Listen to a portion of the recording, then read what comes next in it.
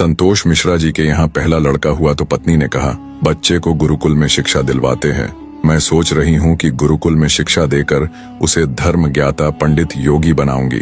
संतोष जी ने पत्नी से कहा, पंडित्य पूर्ण योगी बनाकर इसे भूखा मारना है क्या? मैं इसे बड़ा अफसर बनाऊंगा ताकि दुनिया में एक कामयाबी वाला इंसान बने। संतोष जी सरकारी बैंक में मैनेजर के पद पर थे।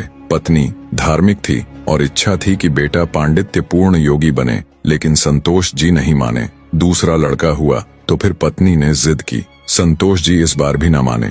तीसरा लड़का हुआ, पत्नी ने फिर जिद की, लेकिन संतोष जी एक ही रट लगाते रहे, कहाँ से खाएगा, कैसे गुजारा करेगा, और नहीं माने। चौथा लड़का हुआ। इस बार पत्नी की जिद के आगे संतोष जी हार गए और अंततः उन्होंने गुरुकुल में शिक्षा दीक्षा दिलवाने के लिए वही भेज ही दिया। अब धीरे धीरे समय का चक्र घूमा। अब वो दिन आ गया जब बच्चे अपने पैरों पे मजबूती से खड़े हो गए। पहले तीनों लड़कों ने मेहनत करके सरकारी नौकरियां हासिल कर ली। पहला डॉक्टर, दूसरा बैंक मैनेजर, तीसरा एक सरकारी कंपनी में जॉब करने लगा। एक दिन की बात है, संतोष जी पत्नी से बोले, अरे भाग्यवान, देखा मेरे तीनों होनहार बेटे सरकारी पदों पे हो गए ना, अच्छी कमाई भी कर रहे हैं। तीनों की जिंदगी तो अब सेट हो गई, कोई चिंता नहीं रहेगी अब इन तीनों को। लेकिन अफसोस, मेरा सबसे छोटा बेटा गुरुकुल का आचार्य बनकर घर घर यज्ञ करवा रहा है, प्रवचन कर रहा है। जितना वह 6 महीने में कमाएगा उतना मेरा एक बेटा 1 महीने में कमा लेगा। अरे भाग्यवान, तुमने अपनी मर्जी करवा कर बड़ी गलती की। तुम्हें भी आज इस पर पश्चाताप होता होगा, मुझे मालूम है, लेकिन तुम बोल क्यों नहीं रही हो? पत्नी ने कहा, हमसे कोई एक गलत है और ये आज दूध का दूध पानी का पानी हो जाना चाहिए। चलिए अब हम परीक्षा ले लेते हैं चारों की, कौन गलत है कौन सही पता चल जाएगा। संतोष जी मान गए। दूसरे दिन शाम के वक्त पत्नी ने बाल बिखराकर, अपनी साड़ी का पल्लू फाड़कर और चेहरे पर 1-2 नाखून के निशान मारकर आंगन में बैठ गई और पतिदेव को अंदर कमरे में छिपा दिया। बड़ा बेटा आया, पूछा, मम्मी क्या हुआ? माँ ने जवाब दिया, तुम्हारे पापा ने मारा है। पहला बेटा बोला, बुढ़ा सठिया गया है क्या? कहाँ है, बुलाओ तो जरा। माँ ने कहा, नहीं है, बाहर गए हैं, आए तो मुझे बुला लेना, मैं कमरे में हूँ, मेरा खाना निकाल दो, मुझे भूख लगी है। ये कहकर कमरे में चला गया। दूसरा बेटा आया और पूछा तो माँ ने वही जवाब दिया। दूसरा बेटा बोला, क्या पगला गए हैं इस बुढ़ापे में? उनसे कहना चुपचाप अपनी बची खुची जिंदगी गुजार ले, आए तो मुझे बुला लेना, और मैं खाना खाकर आया हूँ, सोना है मुझे, अगर आए तो मुझे अभी मत जगाना, सुबह खबर लेता हूँ उनकी। ये कहकर वो भी अपने कमरे में चला गया। तीसरा बेटा आया, उसने भी पूछा तो आग बबूला हो गया। इस बुढ़ापे में अपनी औलादों के हाथ से मार खाने वाले काम कर रहे हैं, उन्होंने तो मर्यादा की सारी हदें पार कर दी। यह कहकर वह भी अपने कमरे में चला गया। संतोष जी अंदर बैठे बैठे सारी बातें सुन रहे थे।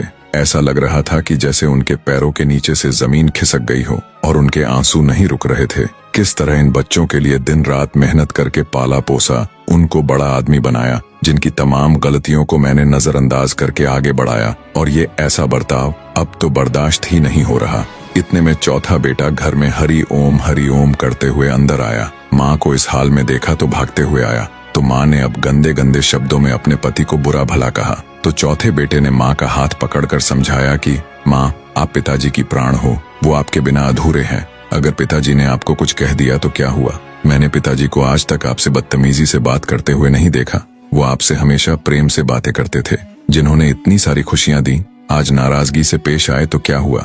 हो सकता है आज उनको किसी बात को लेकर चिंता रही हो ना हो माँ, आपसे कहीं गलती जरूर हुई होगी। अरे माँ, पिताजी आपका कितना ख्याल रखते हैं, याद है ना आपको? 6 साल पहले जब आपका स्वास्थ्य ठीक नहीं था तो पिताजी ने कितने दिनों तक आपकी सेवा की थी। वही भोजन बनाते थे, घर का सारा काम करते थे, कपड़े धोते थे।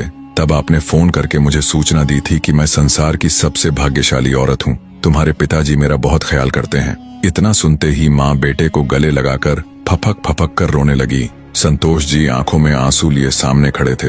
अब बताइए क्या कहेंगे आप मेरे फैसले पर? पत्नी ने संतोष जी से पूछा। संतोष जी ने तुरंत अपने बेटे को गले लगा लिया।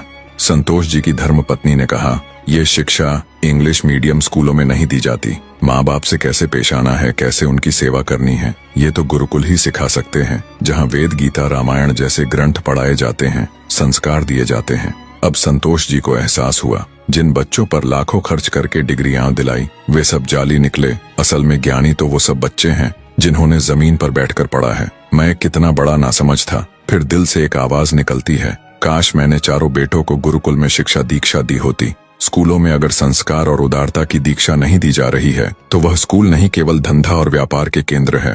मातृमान पितृमान आचार्यवान पुरुषो वेदः। वीडियो आपको पसंद आया हो तो प्लीज वीडियो को एक लाइक करके चैनल को सब्सक्राइब करना ना भूले। धन्यवाद।